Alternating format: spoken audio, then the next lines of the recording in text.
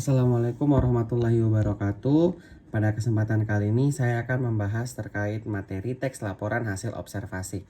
Teks LHO adalah teks yang menyampaikan informasi tentang suatu objek atau fenomena berdasarkan hasil pengamatan secara langsung. Informasi yang disampaikan bersifat objektif, faktual, dan ilmiah. Teks ini tidak berisi opini pribadi, imajinasi, atau perasaan penulis, melainkan penjabaran umum berdasarkan fakta yang bisa dibuktikan. Adapun contoh objek yang bisa diamati adalah pertama makhluk hidup seperti hewan dan tumbuhan, kemudian benda seperti komputer dan alat transportasi, fenomena alam seperti hujan, gempa bumi, banjir, dan lain sebagainya, serta sosial budaya seperti upacara adat dan kebiasaan masyarakat. Kemudian fungsi dari teks LHO adalah yang pertama melaporkan kegiatan pengamatan, menyajikan fakta ilmiah kepada pembaca tentang suatu objek atau fenomena berdasarkan pengamatan nyata di lapangan. Kemudian memaparkan latar belakang penyusunan peraturan, ketetapan atau pemecahan masalah dalam pengantaran. Jadi teks LHO ini digunakan sebagai dasar untuk meneliti atau mengembangkan suatu kajian-kajian ilmiah yang akan dipublikasikan. Nah, kemudian adalah sebagai media dokumentasi. Laporan observasi menjadi bentuk pencatatan resmi terhadap suatu hal yang bisa digunakan kembali di masa depan dan menjadi landasan ilmu untuk melakukan penelitian-penelitian selanjutnya. Nah, kemudian yang keempat adalah sebagai sarana pembelajaran. Teks ini juga berfungsi sebagai media belajar siswa dalam menulis laporan secara sistematis dan faktual. Kemudian perbedaan teks LHO dan teks deskripsi adalah yang pertama, teks LHO bertujuan untuk memberikan informasi umum dan objektif tentang suatu objek atau fenomena berdasarkan hasil pengamatan. Sementara teks deskripsi bertujuan untuk menggambarkan suatu objek secara rinci agar pembaca seolah-olah bisa melihat, mendengar, atau merasakannya. Nah, kemudian fokus dari teks LHO adalah pada klasifikasi umum dan fakta-fakta ilmiah, misalnya struktur, ciri umum, dan habitat. Sementara di teks deskripsi fokus terkait detail sensor seperti warna, bau, bentuk, perasaan, dan kesan pribadi. Dan teks LHO digunakan sebagai bersifat objektif, ilmiah, dan tidak melibatkan opini pribadi. Sementara teks deskripsi bersifat subjektif, lebih ekspresif, bisa melibatkan perasaan atau kesan penulis. Selanjutnya adalah ciri-ciri teks LHO. Yang pertama adalah bersifat objektif dan faktual, menyampaikan data dan fakta yang nyata tanpa opini pribadi atau penilaian subjektif. Kemudian bersifat umum dan menyeluruh, menjelaskan objek secara luas dan tidak hanya di bagian tertentunya saja. Kemudian yang ketiga adalah berdasarkan pengamatan langsung. Jadi penulisan teks LHO ditulis setelah pengamatan langsung terhadap objek yang diamati dan menggunakan bahasa baku dan ilmiah, bahasa formal yang sesuai dengan ejaan yang disempurnakan. Kemudian disusun secara sistematis. Nah, jadi ada struktur dari LHO yang harus kita ikuti untuk merilis teks LHO ini. Yang pertama adalah pernyataan umum, deskripsi bagian, dan jika ada ditambahi dengan kesimpulan. Nah, selanjutnya saya menjelaskan terkait struktur teks LHO. Struktur teks LHO biasanya terbagi menjadi 3 bagian penting. Pernyataan umum atau klasifikasi, bagian pembuka yang menjelaskan secara umum mengenai objek atau fenomena yang diamati, termasuk penggolongan atau klasifikasi objek. Misalnya, padi termasuk dalam keluarga tanaman biji-bijian dan menjadi makanan pokok sebagian besar masyarakat Asia. Nah, kemudian di deskripsi bagian inti yang memaparkan ciri-ciri khusus dari objek dan bisa meliputi bentuk, warna, ukuran, perilaku, manfaat, atau bagian-bagian lainnya. Misalnya, batang padi berbentuk bulat dan merongga, daunnya panjang dan runcing. Nah, yang terakhir adalah struktur simpulan yang bersifat opsional, ringkasan isi yang dilaporkan atau kesan umum dari hasil pengamatan dan kesimpulan ini tidak selalu ada dalam semua teks LHO, tapi bisa ditambahkan jika memang diperlukan. Nah, selanjutnya adalah kaidah kebahasaannya. Yang pertama, teks LHO menggunakan kalimat yang deklaratif untuk menyatakan fakta. Contohnya seperti burung cendrawasih hidup di hutan tropis. Kemudian yang kedua itu menggunakan istilah ilmiah seperti fotosintesis, karnivora, dan ekosistem. Nah, yang ketiga ada menggunakan kata kerja yang aktif, misalkan memiliki, berkembang, hidup, dan bergerak. Kemudian yang keempat, menggunakan kata hubung konjungsi untuk menghubungkan informasi seperti dan, tetapi, karena, selain itu. Kemudian yang kelima, menggunakan kata-kata yang bersifat umum seperti hewan, tumbuhan, dan makhluk hidup dan lain sebagainya. Kemudian yang terakhir, menggunakan kalimat definisi dan klasifikasi. Contohnya seperti paus adalah mamalia laut yang hidup di perairan dalam. Selanjutnya saya menjelaskan terkait langkah-langkah menulis teks laporan hasil observasi. Agar bisa membuat teks LHO yang baik, kita perlu mengikuti langkah-langkah berikut. Yang pertama adalah menentukan objek yang akan diamati. Kita memilih objek yang nyata dan bisa diamati secara langsung, seperti hewan, tumbuhan, ataupun tempat. Kemudian yang kedua, kita melakukan observasi langsung. Jadi kita mengamati secara teliti, mencatat ciri-ciri, bagian-bagian, dan fungsi atau perilaku dari objek yang kita amati. Yang ketiga adalah mencatat fakta-fakta penting. Jadi kita tidak bisa memasukkan opini dan mencatat hanya fakta atau data yang nyata. Kemudian mengklasifikasi objek. Jadi kita perlu menentukan kelompok atau jenis kelompoknya, misalkan jenis hewan, jenis tumbuhan, dan lain sebagainya. Dan kita juga perlu menyusun teks tersebut secara sistematis. Kita perlu menggunakan struktur pernyataan umum, deskripsi bagian, dan simpulan jika diperlukan. Dan kita juga perlu menggunakan bahasa yang baku dan ilmiah. Jadi kita harus menghindari bahasa tidak formal, singkatan, atau bahkan kata-kata emosional. Kemudian yang terakhir yang paling penting adalah kita harus memfinalisasi dari teks LHO tersebut, seperti merevisi dan menyunting teksnya. Kita periksa kembali ejaan, tanda baca, dan struktur kalimat yang biasanya menjadi kekeliruan para penulis agar teks rapi dan sesuai kaidah. Nah, jadi teks LHO adalah teks yang menyampaikan informasi faktual dan objektif berdasarkan hasil pengamatan terhadap suatu objek atau fenomena. Teks ini memiliki struktur yang sistematis, yaitu pernyataan umum, deskripsi bagian, dan simpulan jika diperlukan. Tujuannya adalah untuk memberikan informasi ilmiah kepada pembaca tanpa opini pribadi. Teks LHO berbeda dari berbagai macam teks lainnya seperti teks deskripsi karena teks LHO bersifat ilmiah dan umum, sedangkan teks deskripsi lebih subjektif dan emosional. Ciri-ciri bahasa dalam teks LHO itu mencangkup penggunaan kata benda umum, kata kerja ilmiah, konjungsi, serta istilah teknis. Dalam penulisannya, teks LHO memerlukan proses observasi langsung, pencatatan data, dan penyusunan teks dengan bahasa baku dan sistematis. Teks ini penting karena menjadi dasar dokumentasi ilmiah dan menjadi fondasi pembelajaran serta menjadi fondasi awal untuk melakukan penelitian selanjutnya. Berikut saya bacakan contoh teks LHO. Yang pertama adalah struktur dari pernyataan umum. Harimau Sumatera adalah salah satu subspesies harimau yang hanya ditemukan di Pulau Sumatera, Indonesia. Hewan ini termasuk dalam keluarga Felidae dan merupakan golongan karnivora atau pemakan daging. Kemudian deskripsi bagiannya, harimau Sumatera memiliki ukuran tubuh lebih kecil dibandingkan harimau dari daerah lain. Panjang tubuhnya sekitar 2,3 meter dengan berat 100-140 kg. Bulunya berwarna orange gelap dengan garis hitam yang rapat. Habitat asli harimau ini adalah hutan hujan tropis, rawa, dan pegunungan. Kemudian bagian dari simpulannya jika diperlukan, populasi harimau Sumatera semakin menurun akibat perburuan dan kerusakan habitat. Oleh karena itu, harimau ini termasuk hewan yang dilindungi. Sekian materi presentasi yang dapat saya sampaikan terkait teks laporan hasil observasi. Wabillahi taufiq wal hidayah. Wassalamualaikum warahmatullahi wabarakatuh. Assalamualaikum warahmatullahi wabarakatuh. Pada kesempatan kali ini saya akan membahas terkait materi di kelas 10 yaitu teks anekdot.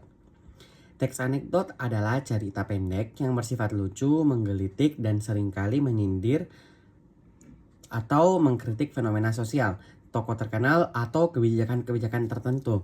Cerita ini biasanya didasarkan pada kejadian nyata yang dikemas dengan cara yang ringan dan menghibur, namun tetap menyampaikan pesan atau pelajaran tertentu.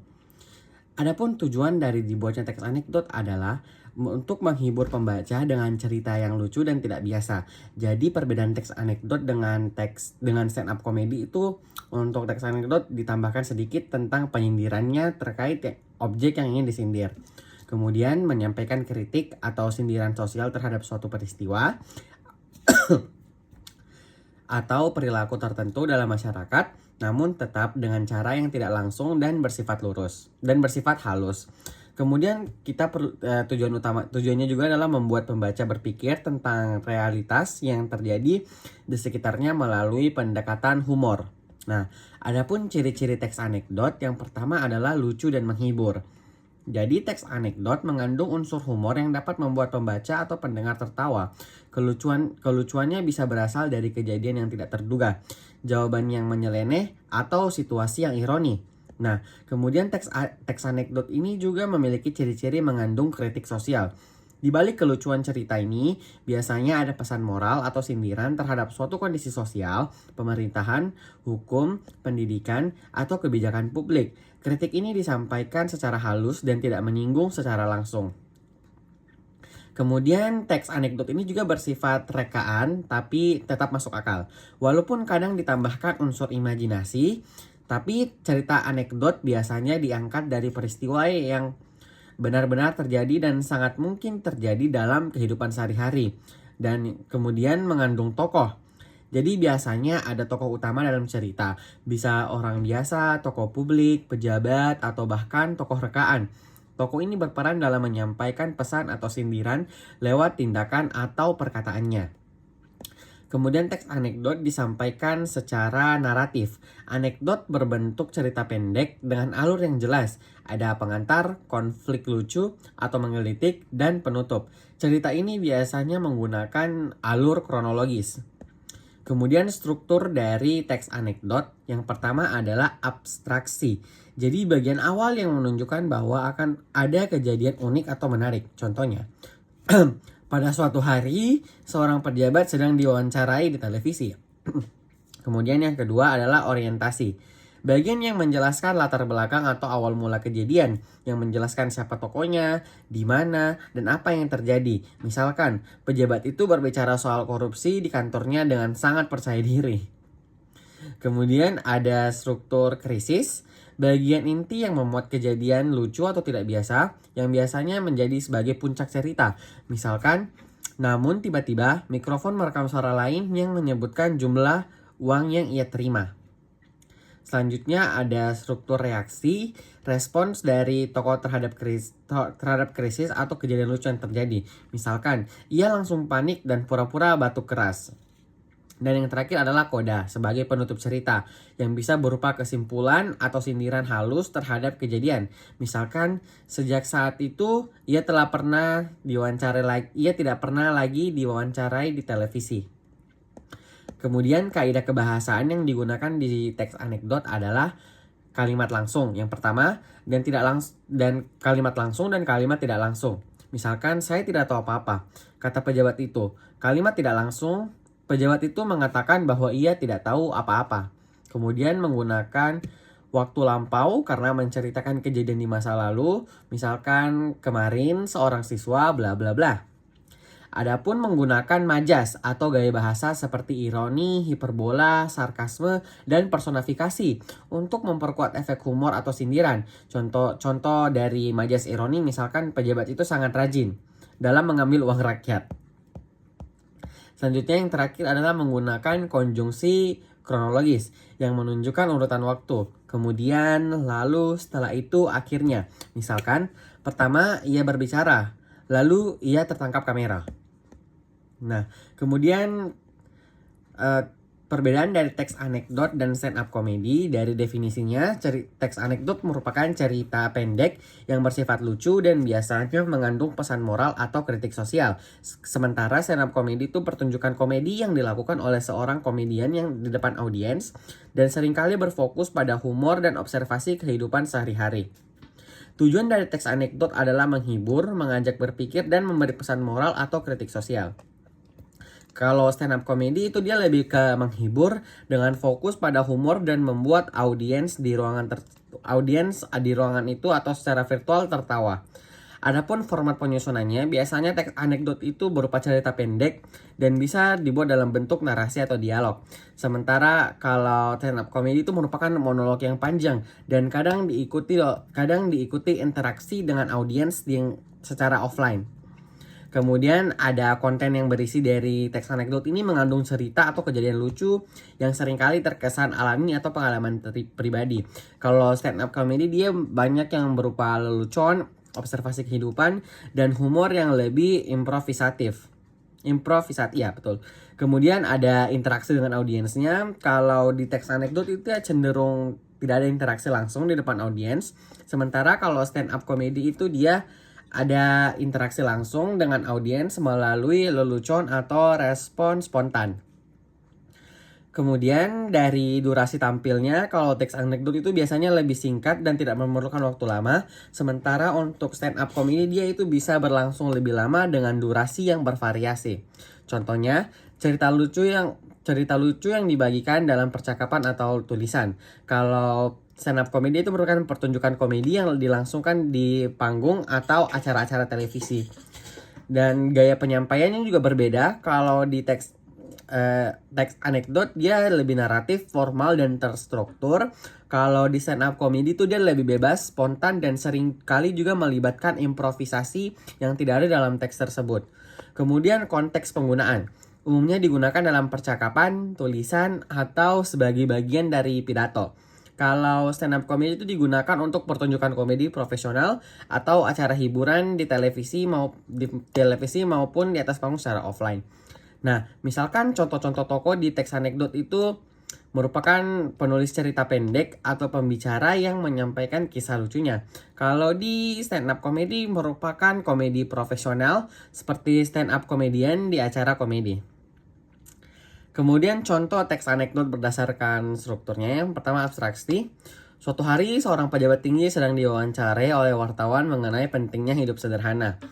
Di depan kamera, ia tampak bersemangat berbicara soal gaya hidup hemat. Dengan senyum lebar, ia berkata bahwa pejabat harus memberi contoh hidup sederhana kepada rakyat. Namun, saat hendak turun dari panggung, wartawan melihat label harga masih menempel di kacamata sang pejabat.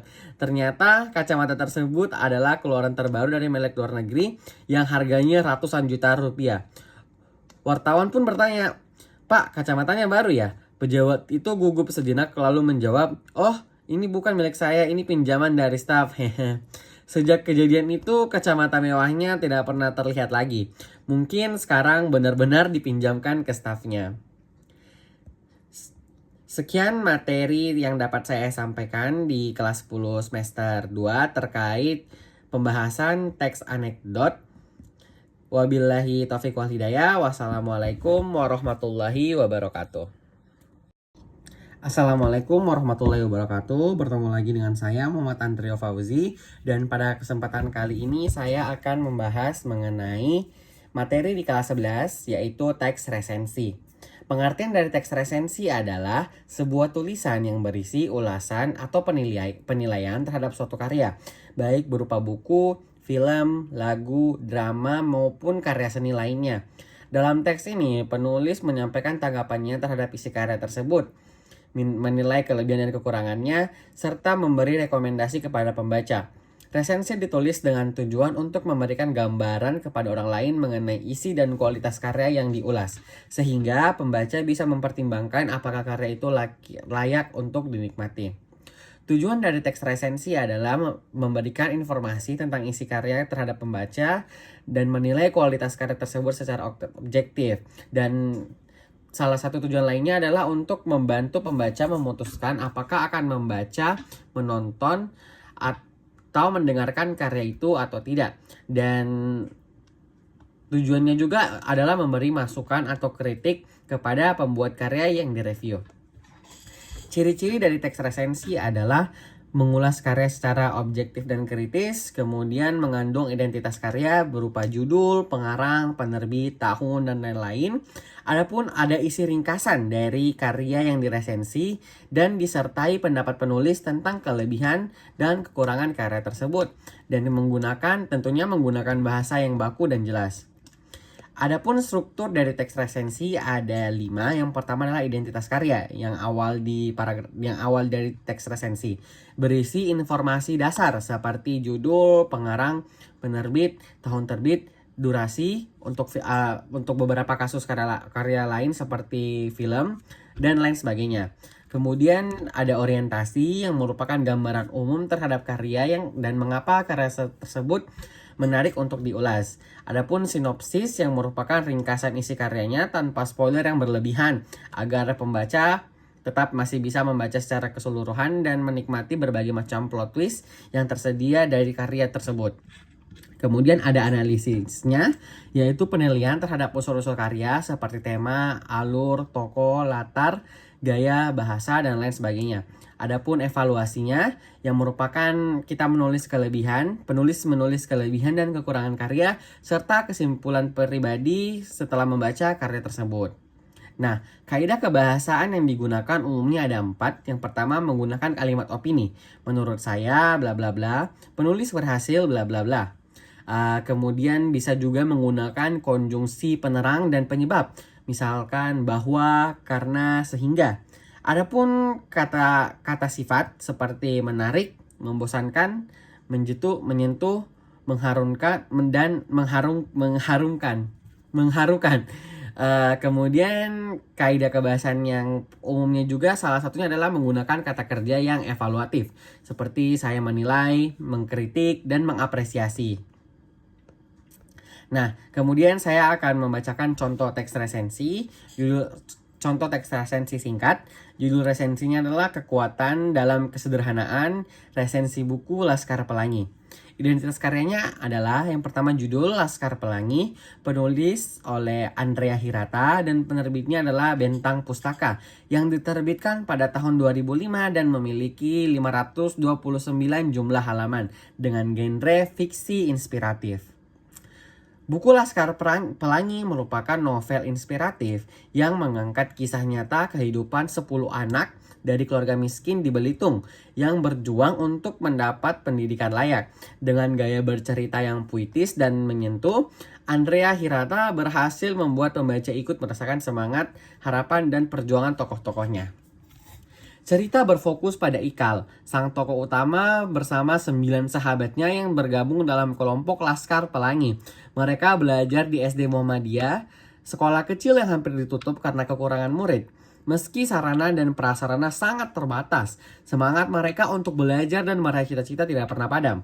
Dengan bimbingan Bu Muslimah dan Pak Harfan, mereka menghadapi berbagai rintangan, kemiskinan, keterbatasan, dan diskriminasi pendidikan.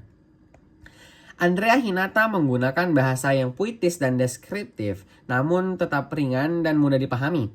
Penokohan kuat dan mengunggah emosi. Setiap tokoh memiliki karakter yang khas, terutama Lintang sejenius, Mahar yang kreatif, dan Ikal sebagai narator yang reflektif. Alur cerita tentunya berjalan maju dengan konflik yang berkembang secara alami dan emosional. Tema utama yang diangkat adalah pendidikan, mimpi, dan ketimbangan sosial yang dibungkus dengan cara yang menyentuh dan membangkitkan semangat pembaca. Kelebihan utama buku ini adalah kemampuannya membangkitkan empati dan motivasi, pesan moral tentang pentingnya pendidikan, dan semangat pantang menyerah sangat kuat. Selain itu, latar budaya Melayu Belitung juga menjadi nilai tambah yang memperkaya cerita. Kekurangannya mungkin terletak pada penggunaan bahasa yang kadang terlalu puitis, sehingga beberapa pembaca mungkin merasa kurang akrab dengan gaya narasinya. Namun, secara keseluruhan, Laskar Pelangi adalah karya luar biasa yang patut dibaca oleh semua kalangan. Laskar Pelangi bukan sekedar novel, melainkan potret nyata perjuangan anak bangsa untuk meraih mimpi melalui pendidikan. Buku ini sangat layak dibaca, terutama oleh para pelajar, guru, dan siapa saja yang peduli dengan masa depan generasi muda. Jadi pada intinya teks resensi ini merupakan teks yang menjelaskan sebuah tulisan yang berisi ulasan atau kesimpulan pribadi dan penilaian terhadap suatu karya. Karyanya ini tidak harus selamanya sebuah buku, tapi bisa saja menjadi film, lagu, drama, maupun berbagai macam karya seni lainnya. Dan resensi ini ditulis dengan tujuan untuk memberikan gambaran kepada orang lain mengenai isi dan kualitas karya yang dibahas yang diulas oleh penulisnya agar calon-calon pembaca ataupun pendengarnya merasa cocok dan tertarik sehingga bisa membaca karya tersebut. Dan pada umumnya teks resensi ini berisi tentang kelebihan dan kekurangan menurut para pembaca yang mereview, sehingga kita dapat mengetahui apa saja kelebihan dan kekurangan dari karya sastra yang ingin kita baca. Sekian materi yang dapat saya sampaikan terkait materi teks resensi. Wabillahi taufiq wal hidayah. Wassalamualaikum warahmatullahi wabarakatuh. Assalamualaikum warahmatullahi wabarakatuh. Pada kesempatan kali ini saya akan membahas materi di kelas 11 terkait materi puisi. Puisi adalah bentuk karya sastra yang mengungkapkan pikiran dan perasaan penyair dengan mengutamakan keindahan bahasa dan kedalaman makna. Melalui pemilihan kata yang cermat dan penggunaan gaya bahasa tertentu, puisi mampu menyampaikan emosi dan pesan secara mendalam kepada pembaca. Adapun ciri-ciri dari puisi adalah menggunakan diksi atau pemilihan kata, penggunaan kata-kata yang tepat dan memiliki makna mendalam, kemudian imaji atau citraan yang menghadirkan gambaran yang dapat merangsang indera pembaca, dan tipografi yang merupakan tata letak baris dan bait yang khas dan dapat membedakan yang mana puisi dari prosa. Dan gaya bahasanya seperti atau majas, pemanfaatan bahasa kiasan untuk memperkaya makna dan memperdalam penulisan tersebut. Kemudian ada rima dan irama, adanya pola bunyi yang teratur untuk menciptakan musikalitas dalam puisi. Selanjutnya jenis-jenis puisi ada 3. Yang pertama adalah puisi lama yang terikat oleh aturan tertentu seperti jumlah baris dalam bait, rima, dan irama. Contohnya pantun, syair, dan gurindam. Adapun puisi baru ada atau lebih bebas dalam bentuk dan isi, tidak terikat aturan baku. Contohnya adalah balada, ode, dan elegi. Kemudian ada puisi kontemporer yang merupakan eksperimen puisi yang mencoba keluar dari konvensi tradisional dan seringkali menggabungkan unsur visual dan auditif. Langkah-langkah untuk membuat puisi yang pertama adalah menentukan tema dan judul, pemilihan topik yang ingin diangkat dan buat judul yang lebih menarik. Kemudian menentukan kata kunci, pilih kata-kata yang penting yang berkaitan dengan tema sebagai fokus puisi. Kemudian menggunakan gaya bahasa, terapkan majas dan gaya bahasa yang sesuai untuk memperkaya ekspresi dan memperhatikan diksi dan rimanya. Pilih kata-kata dengan cermat dan perhatikan pola rima untuk menciptakan irama yang harmonis. Dan kita juga menyusun bait dan baris, atur baris dan bait sesuai kebutuhan untuk mendukung penyampaian pesan. Selanjutnya adalah struktur fisik. Yang pertama adalah tipografi, tampilan visual puisi seperti panjang pendek baris, pengaturan bait, dan penggunaan tanda baca. Kemudian ada imaji atau penggunaan kata-kata yang membangkitkan imajinasi pembaca dan gaya bahasa seperti penggunaan majas seperti metafora, personifikasi, dan hiperbola untuk memperkaya ekspresi. Adapun diksi, pemilihan kata yang mempertimbangkan makna denotatif dan konotatif. Dan ada penggunaan kata konkret atau kata-kata yang dapat ditangkap oleh indera dan memberikan gambaran nyata. Kemudian ada rima dan irama, yaitu pengulangan bunyi pada akhir baris atau dalam baris yang menciptakan ritme terbaru. Kemudian struktur batin dari teks puisi adalah yang pertama tekma makna atau sense, pokok pikiran atau ide utama yang ingin disampaikan penyair. Kemudian ada nada atau tone, sikap penyair terhadap pembaca yang bisa berupa ajakan, sindiran, atau lainnya. Dan ada juga rasa atau feeling yang merupakan sikap atau perasaan penyair terhadap tema yang diungkapkan. Dan amanat atau intention, yaitu pesan moral atau pelajaran yang ingin disampaikan melalui puisi.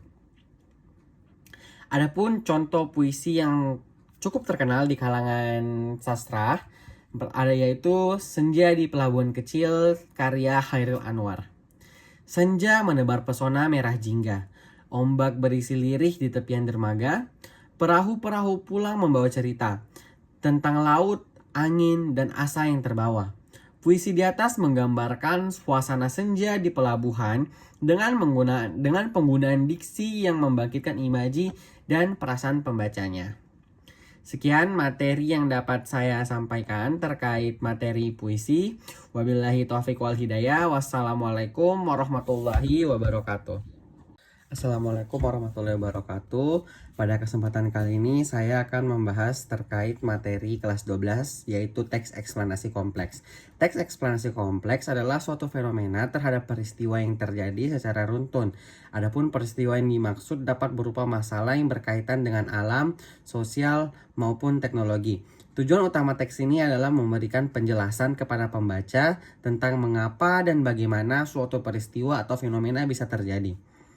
Adapun gagasan pokok dari teks eksplanasi kompleks adalah dalam membaca teks eksplanasi kompleks perlu memahami gagasan pokok yang terdapat pada setiap paragraf.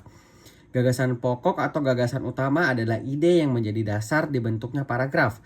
Adapun gagasan penjelas yang berfungsi pengembangan gagasan pokok, dan gagasan pokok dapat berada di bagian awal paragraf atau deduktif, akhir atau induktif, atau awal dan akhir paragraf yaitu deduktif induktif atau campuran. Adapun struktur dari teks eksplanasi kompleks adalah yang pertama pernyataan umum, menjelaskan fenomena yang akan dibahas secara umum. Bagian ini menjadi pengantar untuk memberikan gambaran awal. Contohnya, banjir adalah peristiwa yang meluapnya air yang menyebabkan genangan di daratan.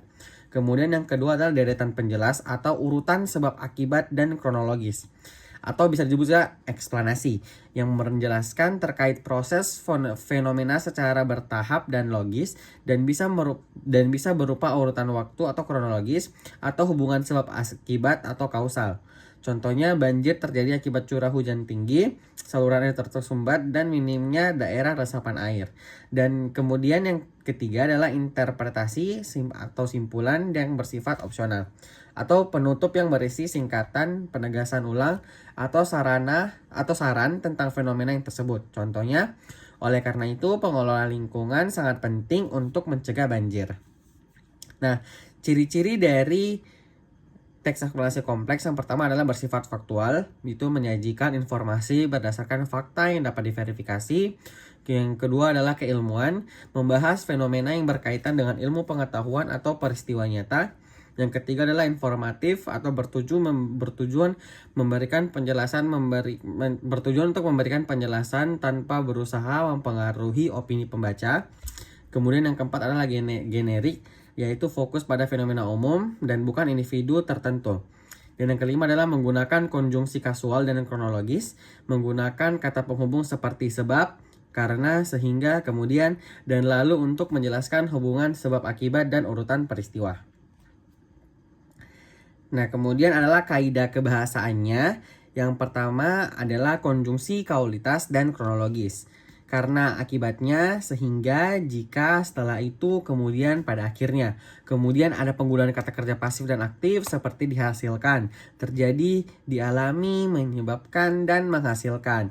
Kemudian ada penggunaan kaidah istilah ilmiah seperti sesuai dengan topik yang dibahas, misalnya evaporasi, kondensasi, dan sedimentasi. Kemudian ada kalimat kompleks, kalimat yang mengandung lebih dari satu klausa, contohnya seperti banjir terjadi karena hujan deras mengguyur selama berjam-jam dan saluran air tidak mampu menampung volume air tersebut. Yang terakhir ada penggunaan bahasa baku dan ilmiah. Penggunaan bahasa baku dan ilmiah yaitu tidak menggunakan ungkapan emosional maupun bahasa gaul. Nah, selanjutnya kita membahas terkait langkah-langkah menyusun teks eksplanasi kompleks. Tentukan, yang pertama kita menentukan fenomena yang akan dijelaskan, misalnya terkait gempa bumi, terjadinya hujan, polusi udara, atau kemacetan lalu lintas. Kemudian kita mengumpulkan informasi dari berbagai sumber dan pastikan informasi bersifat faktual dan relevan terkait teks eksplanasi yang ingin dibuat. Kemudian kita menyusun pernyataan umum, mulai dengan pengantar atau definisi umum fenomena. Kemudian kita menjelaskan proses atau sebab akibat secara runtut, bisa dengan urutan waktu atau sebab akibat. Kemudian yang kelima, menambahkan simpulan atau interpretasi jika perlu, jadi penegasan atau solusi terhadap fenomena. Dan yang terakhir, kita menggunakan kaidah kebahasan yang sesuai, periksa penggunaan konjungsi, kata kerja, istilah ilmiah, dan kalimat kompleks. Nah, kemudian saya ingin membaca contoh singkat saja terkait teks eksplanasi kompleks, yaitu berjudul proses terjadinya gunung meletus. Pernyataan umumnya, adalah gunung meletus adalah peristiwa keluarnya magma dari dalam bumi melalui celah gunung berapi. Deretan penjelasnya, letusan terjadi karena tekanan gas dan panas dalam perut bumi meningkat. Tekanan ini mendorong magma naik ke permukaan. Ketika tekanan mencapai puncaknya, magma menyembur keluar sebagai lava, abu vulkanik, dan material lainnya. Dan sebagai simpulannya, letusan gunung berapi dapat menimbulkan dampak besar terhadap lingkungan dan kehidupan manusia. Oleh karena itu, mitigasi bencana sangat penting dilakukan. Nah, secara umum, teks eksplanasi kompleks merupakan teks yang menjelaskan fenomena dengan cara menguraikan proses terjadinya peristiwa secara runtut, logis, dan ilmiah. Teks ini menekankan hubungan sebab akibat atau urutan kronologis sehingga pembaca dapat memahami mengapa dan bagaimana suatu kejadian terjadi. Dalam penyusunannya, teks ini disusun secara sistematis dengan pernyataan umum yang dilanjutkan oleh deretan penjelasan dan kadang ditutup dengan simpulan yang interpretasi untuk menegaskan kembali penjelasan fenomena yang dijabarkan. Selain itu, penggunaan bahasa baku, istilah teknis, serta konjungsi yang tepat menjadi ciri khas yang mendukung keilmiahan teks eksplanasi kompleks. Sekian materi yang saya dapat sampaikan terkait materi teks eksplanasi kompleks. Wabillahi taufiq wal hidayah. Wassalamualaikum warahmatullahi wabarakatuh. Assalamualaikum warahmatullahi wabarakatuh. Pada kesempatan kali ini saya akan menjelaskan terkait materi teks prosedur kompleks.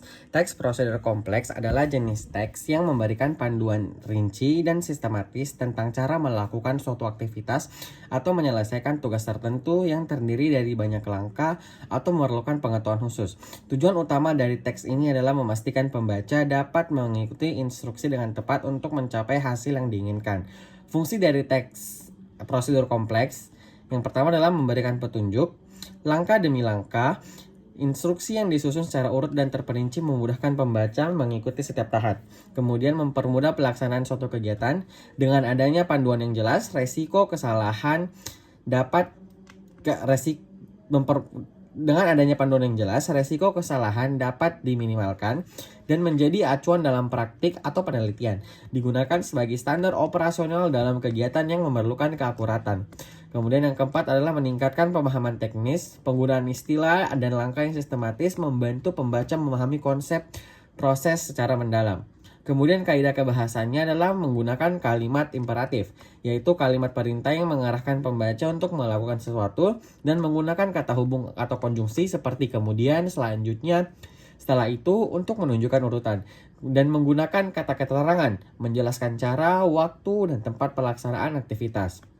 Dan menggunakan verba material dan tingkah laku yang merupakan kata kerja untuk menunjukkan tindakan fisik atau perilaku. Ciri-ciri dari teks prosedur kompleks adalah memuat langkah-langkah, disajikan dalam bentuk tahapan atau langkah-langkah yang harus diikuti secara berurutan, tersusun secara sistematis, langkah-langkah disusun secara logis dan kronologis, dan memastikan setiap tahap mendukung tahap berikutnya. Kemudian bersifat informatif, karena menyediakan informasi yang jelas dan detail mengenai prosedur yang harus dilakukan. Kemudian penjelasan yang mendetail setiap langkah dijelaskan secara rinci untuk menghindari ambiguitas. Kemudian bersifat objektif karena menyajikan informasi secara netral tanpa opini pribadi, dan bersifat universal atau dapat diterapkan oleh siapa saja tanpa memandang latar belakang. Kemudian bersifat aktual dan akurat karena informasi yang disajikan berdasarkan fakta dan sesuai dengan kondisi terkini. Kemudian bersifat logis karena langkah-langkah yang diberikan masuk akal dan dapat diterapkan dalam praktik. Adapun struktur dari teks eksplanasi kompleks ada 6.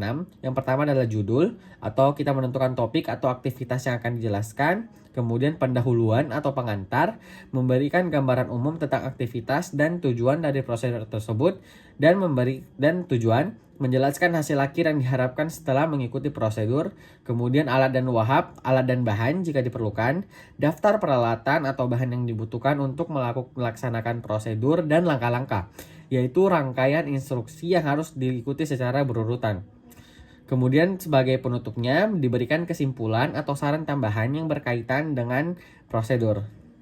Nah, selanjutnya adalah langkah menyusun teks eksplanasi teks prosedur kompleks. Yang pertama adalah mengidentifikasi kegiatan atau progres yang akan dijelaskan. Jadi kita menentukan kegiatan atau proses spesifik yang akan dijadikan objek penulisan.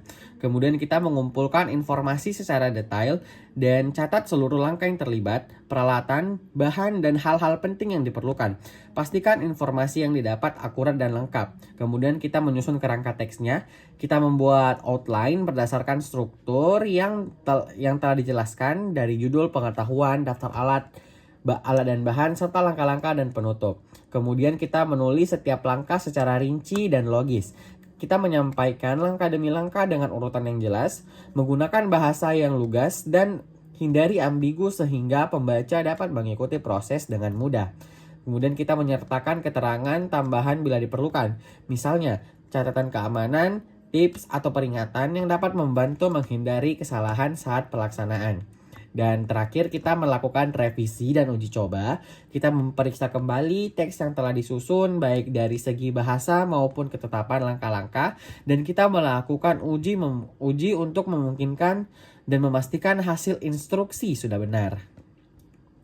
Nah, selanjutnya saya membacakan contoh dari teks prosedur kompleks, yaitu cara membuat KTP yang baru. Sebagai pendahuluan, kartu tanda penduduk adalah identitas resmi yang wajib dimiliki oleh setiap warga negara Indonesia yang telah berusia 17 tahun ke atas. Berikut adalah proses untuk membuat KTP baru. Tujuannya adalah untuk mendapatkan KTP sebagai identitas resmi, alat dan bahan yang dibutuhkan, fotokopi kartu keluarga, akta kelahiran yaitu asli dan fotokopi, kemudian surat pengantar dari RT RW setempat daerah domisili, dan pas foto ukuran 2x3 cm dan 3x4 cm dan masing-masing 2 lembar. Jika tidak punya juga kita bisa di tag foto di tempat dan ini tergantung ya. Dan contohnya ada yang pertama, datang ke kantor kelurahan dengan membawa semua dokumen yang diperlukan, kemudian menyerahkan dokumen kepada petugas pelayanan untuk diverifikasi. Setelah diverifikasi selesai, petugas akan memberikan formulir permohonan KTP untuk diisi. Dan kita mengisi formulir dengan data yang benar dan lengkap. Kemudian setelah mengisi formulir, serahkan kembali kepada petugas untuk diproses lebih lanjut. Dan petugas akan memberikan tanda terima sebagai bukti bahwa permohonan sedang dalam proses. Tunggu pemberitahuan dari kantor kelurahan mengenai jadwal pengambilan KTP. Dan pada hari yang ditentukan, datang kembali ke kantor kelurahan dan mengambil KTP yang sudah jadi dengan membawa tanda terima sebagai bukti. Sebagai penutup, dengan mengikuti langkah-langkah di atas, Anda dapat memperoleh KTP sebagai identitas resmi. Pastikan semua dokumen yang diperlukan lengkap dan data yang diberikan akurat untuk memperlancar proses pembuatan KTP. Kita memahami struktur dan ciri-ciri teks prosedur kompleks membantu dalam menyusun instruksi yang jelas dan efektif sehingga memudahkan pembaca dalam mengikuti prosedur yang diberikan. Sebagai kesimpulan, teks prosedur kompleks merupakan jenis teks yang berisi rangkaian instruksi atau langkah-langkah detail untuk melaksanakan suatu kegiatan dengan tingkat kesulitan atau kompleksitas yang tinggi.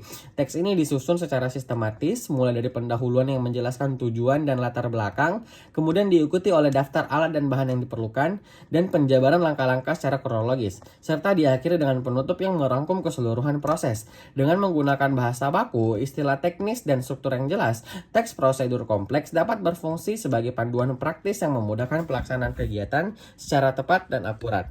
Sekian presentasi yang saya dapat sampaikan terkait teks prosedur kompleks. Wabillahi taufiq wal hidayah. Wassalamualaikum warahmatullahi wabarakatuh.